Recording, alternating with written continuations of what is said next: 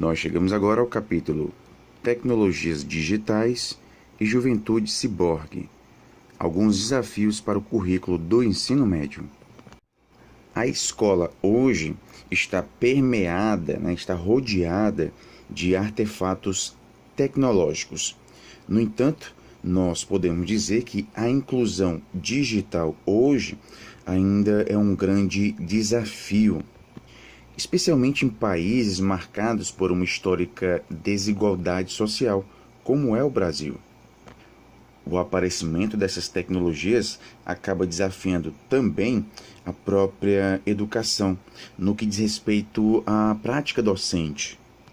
O chamado imperativo da ciborguização, um termo que nós encontramos neste título, esse imperativo da ciborguização acaba proporcionando ou mesmo exigindo, uma espécie de currículo ciborgue, no qual sejam incorporadas as tecnologias digitais. E essa incorporação das tecnologias digitais acaba sendo visto aqui como algo para o qual não há escapatória. E esse chamado currículo ciborgue possui algumas diversificadas potências, fascinar, assustar, paralisar, ampliar, fazer crescer ou dançar, apavorar, provocar, incitar, amedrontar, entusiasmar, etc. São potencialidades que acabam radicalizando essa experiência curricular e, obviamente, traz um desafio para esse campo educacional, uma vez que essa juventude, chamada juventude ciborgue, tem ocupado cada vez mais as escolas de ensino médio. E é justamente o que nós encontramos no próximo item. Juventude ciborgue habita e desafia o currículo do ensino médio.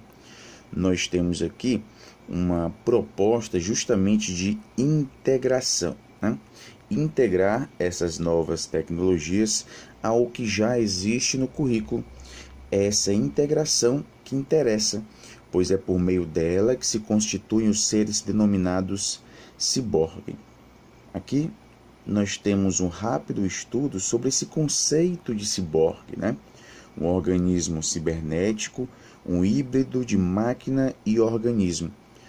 É um ser entre meio artificial e meio natural. Não é nem isso nem aquilo. Não conhece a posição binária, que de certo modo estrutura o pensamento ocidental. Então, diante dessa tecnologia digital, na verdade, é como se nós estivéssemos vivendo numa ecologia digital. Todos nós seríamos ciborgues. Utilizamos telefones, calculadoras, computadores, automóveis, diversos tipos de próteses e mais uma enorme variedade de artefatos tecnológicos que tende ao infinito.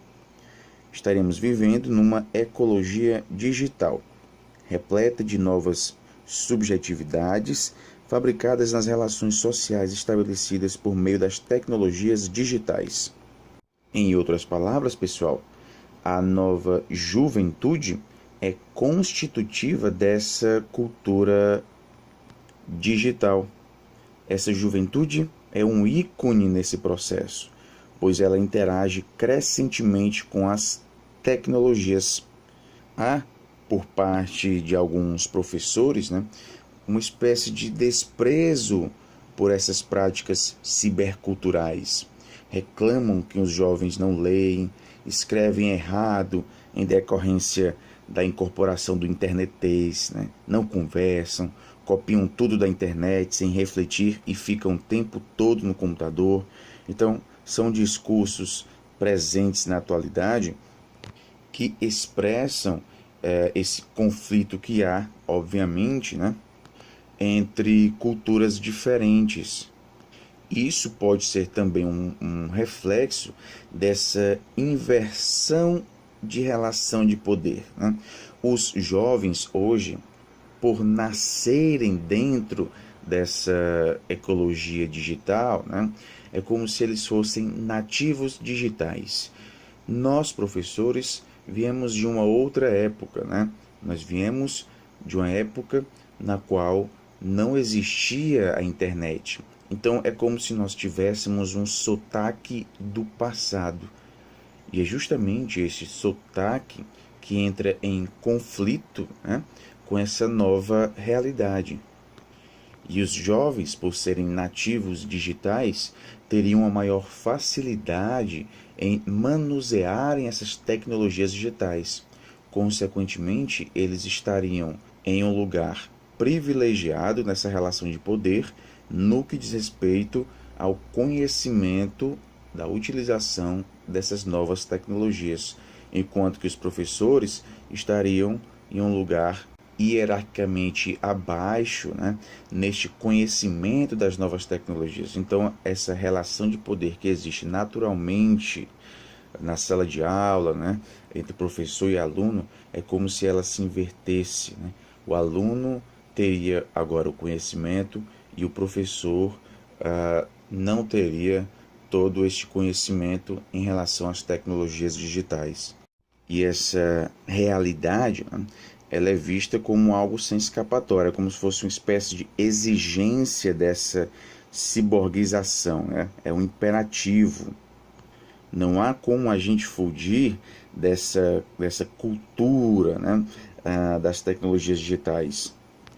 Agora, a gente não pode negar que há desiguais condições de acesso, né, a esses recursos tecnológicos, principalmente no que diz respeito ao Brasil. Consequentemente, são necessárias políticas de inclusão digital, né, que foquem na minimização dessas desigualdades que são detectadas.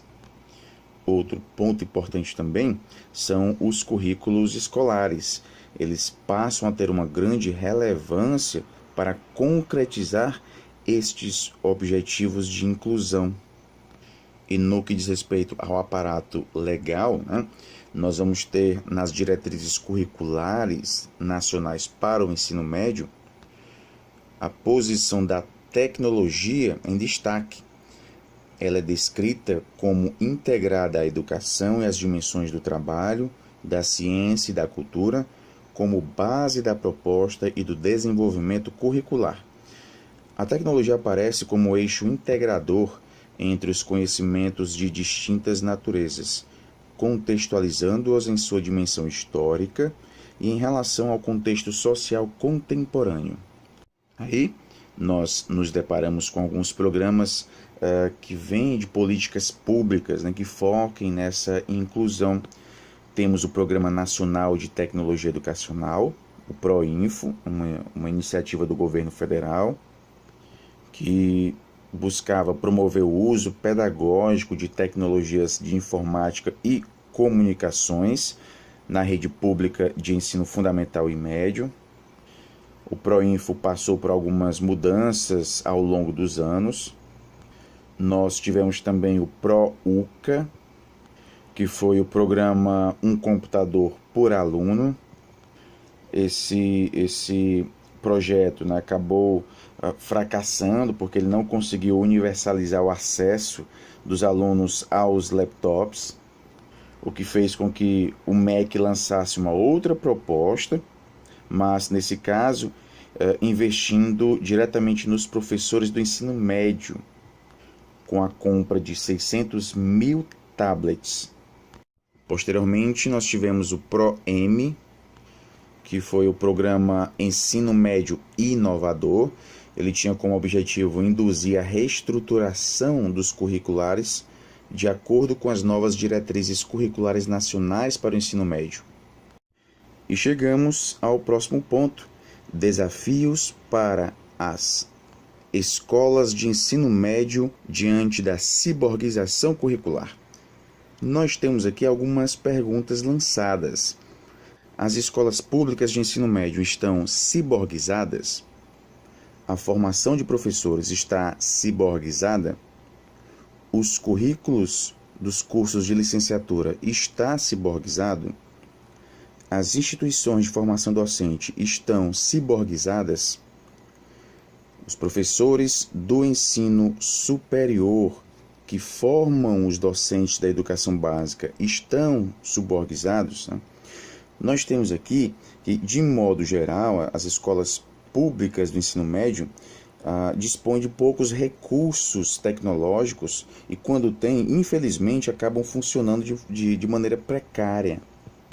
E os cursos de formação inicial geralmente não contemplam essas questões que envolvem as tecnologias digitais, ou têm contemplado, mas de maneira ainda muito incipiente. E nos currículos de licenciatura, as tecnologias digitais se fazem pouco presente.